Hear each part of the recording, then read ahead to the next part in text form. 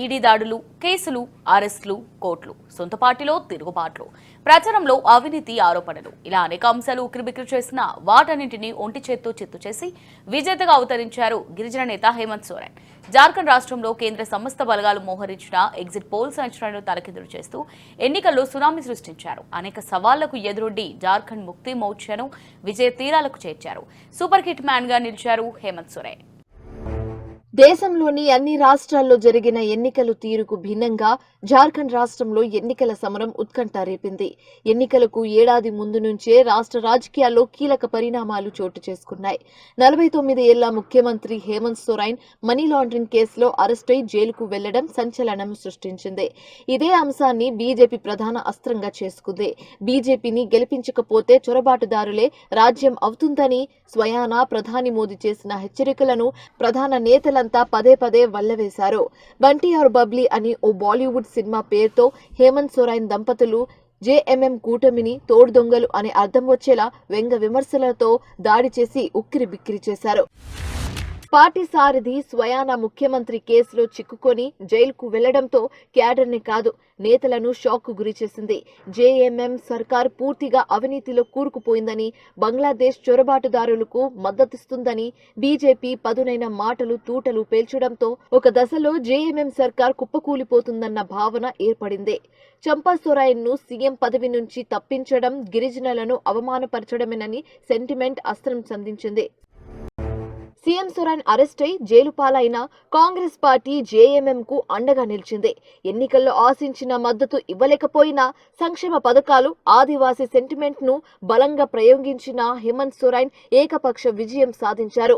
సీఎంగా ఉన్న హేమంత్ ను అరెస్టు చేసి అవమానపరచడం రాజకీయ ప్రేరేపిత చర్యగా ఆరోపించింది జేఎంఎం. ఆదివాసీ సెంటిమెంట్ తో జనాలను తమ వైపు తిప్పుకొంది. హేమంత్ అరెస్ట్ అయిన తర్వాత సీఎం పగ్గాలు చేపట్టిన చంపా సోరెన్ ఆయన బయటకు రాగానే రాజీనామా చేయాల్సి వచ్చింది.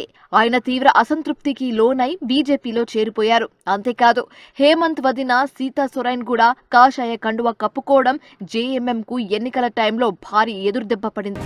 హేమంత్ సోరెన్ అధికార దాహంతో తహతహలాడుతున్నారని, బెయిల్పై బయటకొచ్చిన వెంటనే సీఎంతో రాజీనామా చేయించడం నియంతలా వ్యవహరించారంటూ బీజేపీ తీవ్ర స్థాయిలో ఆరోపణలు గుప్పించింది. విపక్ష బీజేపీ కూటమి తరఫున ఏకంగా ప్రధాని నరేంద్ర మోదీ మొదలు కేంద్ర మంత్రులు అమిత్ షా, రాజ్నాథ్ సింగ్, 5 రాష్ట్రాల ముఖ్యమంత్రులు యోగి ఆదిత్యనాథ్, హిమంత్ బిశ్వ శర్మ తదితరులు కాళ్లకు బలం పెట్టుకొని విస్తృత స్థాయి ప్రచారం చేశారు. విపక్ష బీజేపీ ఎన్ని ఎత్తులు వేసినా జార్ఖండ్ వాసులు మాత్రం పట్టించుకోలేదు.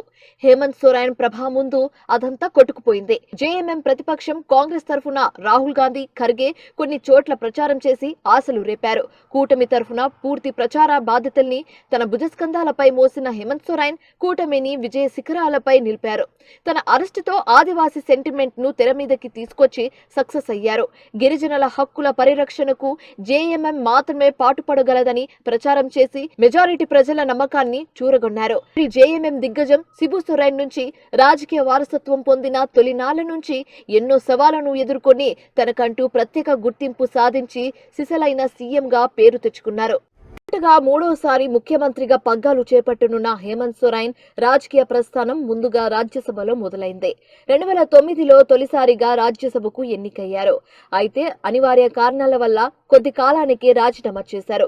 నాటి మిత్రపక్షంగా బీజేపీ సారథ్యంలోని అర్జున్ ముండా ప్రభుత్వంలో ఉప ముఖ్యమంత్రిగా బాధ్యతలు చేపట్టారు. అయితే 2 ఏళ్లకే ప్రభుత్వం కుప్పకూలిపోవడం, రాష్ట్రపతి పాలన అమలు కావడంతో సోరెన్ జేఎంఎం పగ్గాలు చేపట్టారు. 2013లో కాంగ్రెస్, ఆర్జేడీ పార్టీల మద్దతుతో 38 ఏళ్ల వయసులోనే ముఖ్యమంత్రి పీఠాన్ని అధిరోహించారు.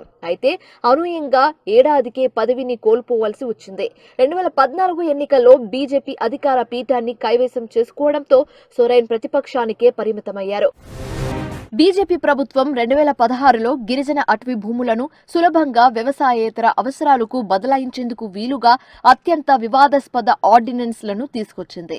చోటా Nagpur tenancy act 1908 ordinance, Santhal Pargana tenancy act 1949 ఆర్డినెన్స్లను తీసుకురావడంతో ప్రతిపక్ష నేతగా ఉన్న హేమంత్ సోరెన్ బీజేపీ సర్కార్పై పోరాటం చేపట్టారు. గిరిజనులు అధికంగా ఉన్న జార్ఖండ్ రాష్ట్రంలో గిరిజనుల భూములను ప్రభుత్వం అన్యాయంగా స్వాధీనం చేసుకుని సొంత పార్టీ నేతలు, బడా పారిశ్రామికవేత్తలకు దారాదత్తం చేస్తుందంటూ రాష్ట్ర వ్యాప్తంగా భారీ ఉద్యమం లేవదీశారు. గిరిజనుల హక్కుల పరిరక్షణ కోసం 2016లో చేసిన ఈ ఉద్యమం విజయవంతమైంది. హేమంత్ సోరెన్ శక్తివంత గిరిజన నేతగా అవతరించారు. గిరిజనుల భూములు లాక్కునే ప్రయత్నం చేస్తున్న బీజేపీపై ప్రజల్లో తీవ్ర వ్యతిరేకత నెలకొన్న తరుణంలో 2019లో ఎన్నికలు వచ్చాయి. ప్రధాన ప్రతిపక్ష నేతగా ఉన్న జేఎంఎం అధినేత హేమంత్ సోరెన్ కాంగ్రెస్ ఆర్జేడీలతో కూటమిగా ఏర్పడి ఎన్నికల బరిలోకి దిగారు. 81 సీట్లున్న అసెంబ్లీలో జేఎంఎం పార్టీ ఒకటే ఏకంగా 30 సీట్లను కైవసం చేసుకుని రికార్డు సృష్టించారు. కాంగ్రెస్ ఆర్జేడీల మద్దతుతో ప్రభుత్వాన్ని ఏర్పాటు చేశారు. ఎన్నికలకు ఏడాది ముందు 2023లో హేమంత్ సర్కార్పై భూ వివాదం ఆరోపణలు వచ్చాయి. మనీ లాండరింగ్ జరిగిందంటూ దాడులు నిర్వహించిన enforcement directorate CM Hemant Soren ను కటకటాల వెనక్కి నెట్టింది. గతేడాది జనవరి 31న తన అరెస్టుకు ముందు సీఎం పదవికి రాజీనామా చేసిన హేమంత్ సోరెన్ పార్టీలో తనకు అత్యంత నమ్మకస్తుడైన చంపై సోరెన్ కు పగ్గాలు అప్పచెప్పి జైలుకు వెళ్లారు. జార్ఖండ్ హైకోర్టు జూన్లో బెయిల్ ఇవ్వడంతో బయటకు వచ్చిన హేమంత్ సోరెన్ మళ్లీ సీఎంగా పగ్గాలు చేపట్టారు.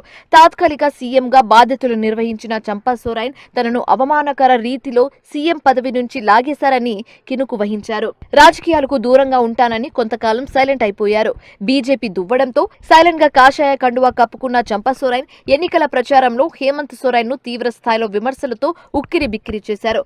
దీనికి తోడు హేమంత్ సోరెన్ వదిన సీతా సోరెన్ తనకు పార్టీలో ఎలాంటి విలువ, గౌరవం ఇవ్వడం లేదని అక్కసు వెల్లడించి జేఎంఎం పార్టీకి గుడ్ బై ప్రకటించి హేమంత్ కు తలనొప్పిగా మారారు. ఇంటా బయట సవాళ్లతో ఉక్కిరి బిక్కిరి చేసిన హేమంత్ సోరెన్ తొనకలేదు. సంక్షేమ పథకాలను ప్రజలకు చేరువ చేసి ప్రజారంజక నేతగా జనాలను ఆకట్టుకున్నారు. ప్రజల్లో సానుకూల పరిణామాలను గమనించిన హేమంత్ సోరెన్ అదే ఊపులో ముఖ్యమంత్రి సమ్మాన్ యోజన పథకం కింద ఇస్తున్న ఆర్థిక సాయం మొత్తాన్ని పెంచారు.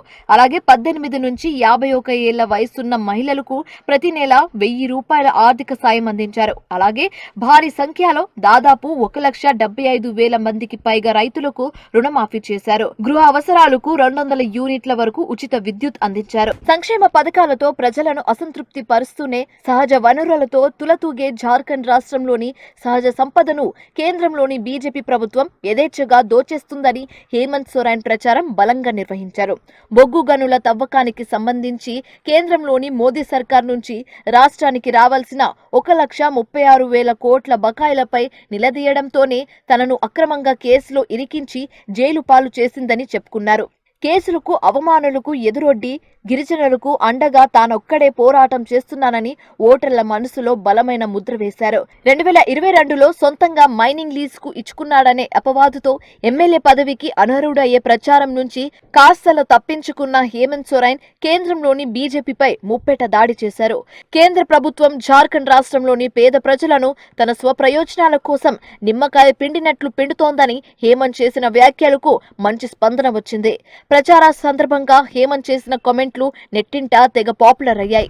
జార్ఖండ్ ఎన్నికల్లో గెలుపుపై పూర్తి ధీమాతో రెచ్చిపోయి ప్రచారం చేసిన బీజేపీ ముఖ్యమంత్రి అభ్యర్థిని ప్రకటించే విషయాన్ని పట్టించుకోలేదు.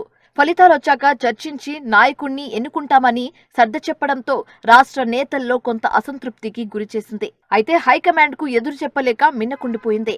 ప్రభుత్వ వ్యతిరేకతను తమకు అనుకూలంగా మార్చుకోలేక చేతులెత్తేసి టోటల్ గా భారీ మూల్యం చెల్లించుకుంది.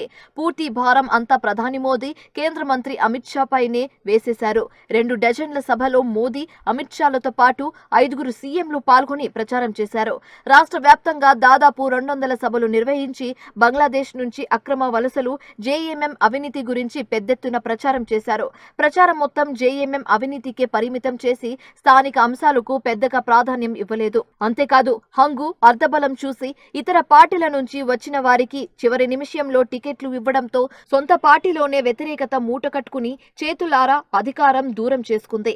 జేఎంఎం కూటమికి ముస్లింలు, క్రైస్తవులు, గిరిజనులు సాంప్రదాయ ఓటు బ్యాంకుగా ఉండగా ఈసారి మహిళలు కూడా పెద్దెత్తున అండగా నిలిచారు. సీఎం హేమంత్ ను అరెస్టు చేసి జైలుకు పంపించడంతో పార్టీ ముక్కులు చెక్కలైపోతుందన్న అనుమానాలు చెలరేగాయి. పార్టీ శ్రేణులకు అండగా తానున్నానంటూ హేమంత్ సతీమణి కల్పన సోరెన్ తెరపైకి వచ్చి కీలకంగా వ్యవహరించారు. ఇంజనీరింగ్, ఎంబీఏ చేసిన గృహిణిగానే ఉన్న ఆమె తన భర్త జైల్లో ఉండడంతో ప్రత్యక్ష రాజకీయాల బరిలోకి దిగారు. గాండయ అసెంబ్లీ నియోజకవర్గానికి జరిగిన ఉప ఎన్నికల్లో గెలుపొంది తొలిసారి అసెంబ్లీలో అడుగుపెట్టారు.